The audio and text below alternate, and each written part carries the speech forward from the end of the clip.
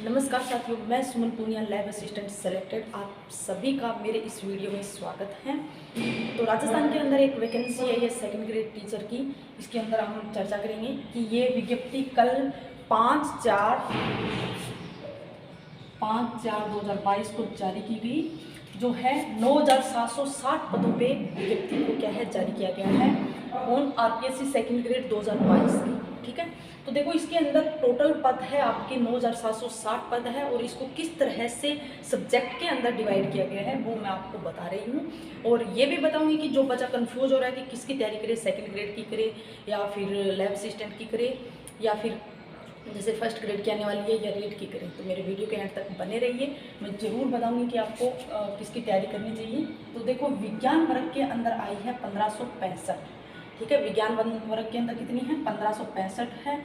और गणित के अंदर क्या है 1613। और संस्कृत के अंदर कितनी है 1800। और अंग्रेजी के अंदर कितनी है 1668। और हिंदी के अंदर कितनी है 1298। ठीक है, सामाजिक विज्ञान के अंदर कितनी है 1640। और पंजाबी के अंदर इसके पद है 70। और वहीं यदि उर्दू की बात करें तो 106 पदों के साथ ये नोटिफिकेशन जारी किया गया है कल। तो इसके अंदर देखो कि विज्ञान वर्ग और गणित वालों के लिए मैं विशेषकर इस वीडियो के अंदर बताऊंगी कि उनको किस तरह से कौन सी वैकेंसी की तैयारी करनी चाहिए। तो देखिए कि जो विज्ञान, सबसे पहले तो मैं बता देती हूँ कि जो विज्ञान वाले हैं, जो साइंस वाले हैं, ठीक है, उसको लैब असिस्टेंट की तैयारी करनी चाहिए या फिर फर्स्ट ग्रेड की तैयारी करनी चाहिए या फिर सेकंड ग्रेड की तैयारी करनी चाहिए। देखो मैं बताती हूँ कि आपको सबसे पहला पॉइंट क्या करना है। आपको सेकंड ग्रेड का सिलेबस निकालना है, लैब असिस्टेंट का सिलेबस निकालना है। ठीक है, लैब असिस्टेंट का सिलेबस निकालना है, सेकंड ग्रेड का सिलेबस निकालना है, और प्लस जो फर्स्ट ग्रेड की तैयारी कर रही हैं वो भी अपना सिलेबस निकालें। तो सबसे पहले देखिए कि सबसे पहले होने वाली वैकेंसी कौन सी है, लैब असिस्टेंट। फिर उसके बाद जो नोटिफिकेशन जारी हुआ, क्योंकि अभी इसकी परीक्षा की डेट नहीं बताई गई है, तो फिर ये आएगी और फिर जो फर्स्ट ग्रेड की निकलेगी इसी तरह से। ठीक है, तो आपको इन तीनों का क्या निकाल के रखना है, सिलेबस निकाल के रखना है। और इस सिलेबस में कौन कौन से टॉपिक मैच कर रहे हैं। देखो सेकंड ग्रेड जितना भी सिलेबस लैब असिस्टेंट के अंदर है, पूरा का पूरा सेकंड ग्रेड के अंदर है। ठीक है, और भी इसके साथ में और बाकी टॉपिक हो रहे हैं। आधे से आधा मान के चलो कि लैब असिस्टेंट का सिलेबस यदि किसी ने पूरा कर लिया तो आधा जो कोर्स है सेकंड ग्रेड का वो लैब असिस्टेंट के अंदर कवर हो गया। ठीक है, सिर्फ मैं किसके लिए बात कर रही हूँ, सिर्फ विज्ञान क्षेत्र वालों के लिए बात कर रही हूँ। ठीक है, तो आपको तीनों का सिलेबस निकालना है। सबसे पहले आपको क्या करना है, जो लैब असिस्टेंट सिलेबस के अंदर जो जो टॉपिक है वो ही टॉपिक पहले तैयार करें। कि जो जो टॉपिक लैब असिस्टेंट के अंदर, जो सेकंड ग्रेड और लैब असिस्टेंट दोनों के अंदर मिल रहे हैं, वो टॉपिक तैयार करो। जैसे ही आपकी 28 जून को क्या होगी, परीक्षा होगी, मान के चलो 2.5-3 महीने हैं, तो इन 2.5-3 महीनों में लैब असिस्टेंट का आप आराम से कवर कर पाओगे। ऐसा नहीं कि आप 1 महीने के अंदर ही सभी सिलेबस कवर करके बैठ जाओगे और बोलोगे कि इसके अंदर ये हो गया। नहीं, तो 2-2.5 महीने के अंदर आप इस लैब असिस्टेंट वाला कोर्स यदि सिलेबस जो है आपने कवर कर लिया तो समझो कि आपकी सेकंड ग्रेड की आधी तैयारी हो गई। ठीक है, तो सबसे पहले लैब असिस्टेंट की करनी है। फिर उसके बाद जैसे ये पेपर कंप्लीट हो जाए, ठीक है, ये देख आना है आपको, ये कंप्लीट हो जाए, उसके बाद आपको क्या है सेकंड ग्रेड के लग जाना है। कौन कौन से टॉपिक जो आपके फर्स्ट ग्रेड के अंदर आ रहे हैं। ठीक है, जो आपके फर्स्ट ग्रेड के अंदर आ रहे हैं। और एक बात और भी कहूँगी कि जो जिसके पास, क्योंकि फर्स्ट ग्रेड के अंदर क्या होता है, मेन सब्जेक्ट होता है, किसी के पास केमिस्ट्री होती है या किसी के पास बॉटनी होती है, किसी के पास जूलॉजी होती है। तो यदि किसी को लग रहा है कि मेरी तैयारी बढ़िया चल रही है, फर्स्ट ग्रेड की चल रही है, तो वो तो अपनी फर्स्ट ग्रेड की परमानेंट ही रखे, फिर उसको इन दोनों में पढ़ने की कोई ज़रूरत नहीं है। लेकिन इन दोनों की तैयारी करने वाले विशेषकर मैं बता देती हूँ, इन दोनों के अंदर ही क्या आता है, फिजिक्स, केमिस्ट्री और बायोलॉजी आती हैं तीनों, और साथ में क्या आता है, जीके आता है राजस्थान। ठीक है, तो ये चारों के चारों ही इसके सेकंड ग्रेड के अंदर भी आते हैं और आपके लैब असिस्टेंट के अंदर भी आते हैं। ठीक है। तो आपको इस अनुसार तैयारी करनी है कि इन तीनों के अंदर सबसे पहले किसके लैब असिस्टेंट का सिलेबस है वो कंप्लीट कीजिए, फिर उसके बाद जो बचा हुआ है सेकंड ग्रेड का वो कर लीजिए, जैसे ही आपका लैब असिस्टेंट का कंप्लीट हो जाए। ठीक है, तो आपको डबल फायदा हो जाएगा कि लैब असिस्टेंट की अच्छे से तैयारी हो जाएगी और साथ में सेकंड ग्रेड की भी तैयारी हो जाएगी। ठीक है, तो उसके बाद जो फर्स्ट ग्रेड के जूलॉजी के हैं जैसे बॉटनी हैं वो क्यों पढ़े फिजिक्स, ठीक है, उनका तो क्योंकि फर्स्ट पेपर अलग होता है, सेकंड पेपर अलग होता है, कि जिस बच्चे को ये लग रहा है, जिस विद्यार्थी को ये लग रहा है कि मैं इसकी फर्स्ट ग्रेड की मेरी आधी से ज़्यादा तैयारी हो रही है, बढ़िया तैयारी है, तो वो तो फिर इसी फर्स्ट ग्रेड की तैयारी करे, ये वैकेंसी भी आने वाली है। ठीक है, तो इस तरह से ये था। अब मैं बता देती हूँ कि सेकंड ग्रेड के अंदर क्या क्या आता है। इसके अंदर 2 पेपर होते हैं आपके, पहला और दूसरा। पहला होता है आपका जीके का, जिसके अंदर राजस्थान का, वर्ल्ड का और आपके इंडिया का जीके का है। ठीक है, इसके बाद ये जो विज्ञान वाले हैं उनके आता है फिजिक्स, केमिस्ट्री और बायोलॉजी, और साथ में क्या आता है आपके साइकोलॉजी आता है। ठीक है, साइकोलॉजी, ठीक है, साइकोलॉजी के 20 क्वेश्चन आते हैं, वो तो आप समझो रीड से भी आसान आते हैं, तो ये तो हो जाएंगे 20 में से 17-18, तो जो किसी की अच्छी तैयारी है तो वो हो जाएंगे, क्योंकि मैंने भी सेकंड ग्रेड का जब पेपर दिया था तो मेरे 20 में से 20 क्वेश्चन चाहिए हुए 2018 में। ठीक है, तो ये तो हो जाएंगे, आसान है, इसकी टेंशन लेने की ज़रूरत नहीं है। तो आपको करना क्या है कि पहला और दूसरा जो पेपर है वो अच्छे से तैयार करना है, और किस तरह से तैयार करना है वो मैंने यहाँ आप लोगों को बता दिया है। ये सिर्फ थे विज्ञान वर्ग के लिए। अब जो मैथ वाले स्टूडेंट्स हैं या मैथ वाले जो कैंडिडेट है वो पूछेंगे कि किस तरह से तैयारी करें, क्या हम लैब असिस्टेंट की तैयारी करें या फिर सेकंड ग्रेड की। देखो उनका सब मैटर अलग होता है, तो ये तो आपका विज्ञान वालों के लिए था। अब गणित वाले जो है, यानी जो गणित वर्ग के हैं उनके क्या आता है सेकंड ग्रेड में, उनके जीके का पेपर आता है फर्स्ट पेपर। देखो फर्स्ट पेपर जो होता है ना वो ऑल सब्जेक्ट के लिए सेम होता है। क्या है, ऑल सब्जेक्ट के लिए क्या होता है, सेम होता है फर्स्ट पेपर का जीके। ठीक है, फिर सेकंड जो पेपर होता है ना, सेकंड पेपर उसके अंदर जो विज्ञान वर्ग के हैं उनके तो फिजिक्स, केमिस्ट्री, बायोलॉजी आता है, और जो मैथ वाले हैं उनके सिर्फ मैथ आती हैं, उनको फिजिक्स केमिस्ट्री नहीं पढ़नी पड़ती, उनको सिर्फ क्या पढ़ना पड़ता है, मैथ पढ़ना पड़ता है।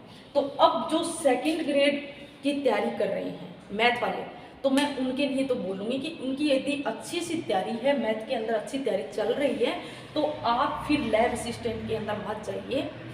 आपको सिर्फ क्या करना है, क्योंकि यहाँ आपको फिजिक्स केमिस्ट्री भी पढ़नी पड़ेगी, लेकिन यहाँ सिर्फ आपको क्या पढ़ना है, मैथ पढ़ना है। यदि किसी बच्चे की मैथ पे अच्छी सी कमांड है तो वो रैंक के साथ यहाँ सेलेक्ट हो सकता है, क्योंकि वैकेंसी भी काफ़ी सारी निकली है, 1613 है, इसके अंदर भी 1565 है।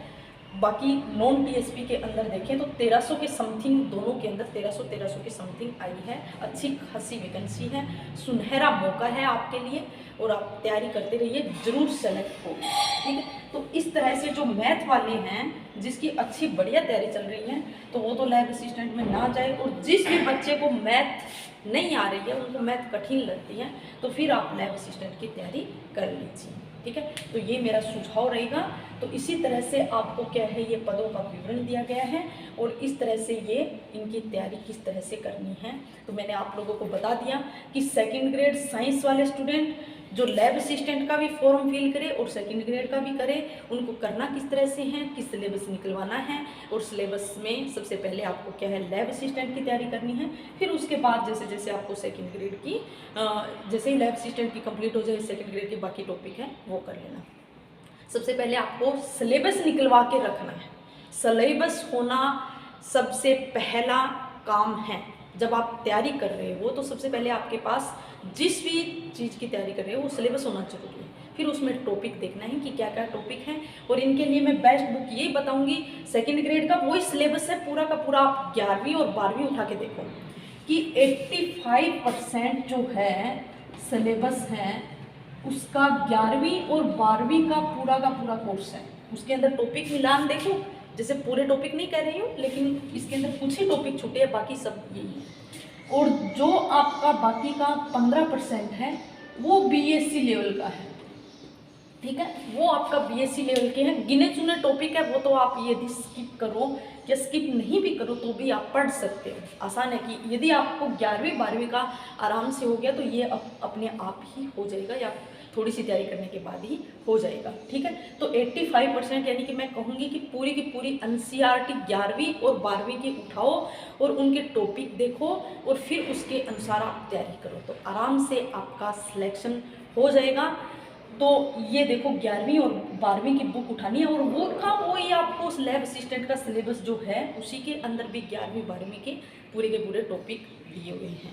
तो ठीक है, मैं आपको यही कहूँगी कि जो 11वीं और 12वीं की बुक है वो ही आप पढ़ो। और आपको मैंने बता दिया बायोलॉजी पूरी पढ़ सकते हो आप 11वीं 12वीं, कोई टेंशन नहीं लेगी। लेकिन जो फिजिक्स और केमिस्ट्री है वहाँ दिक्कत आती है।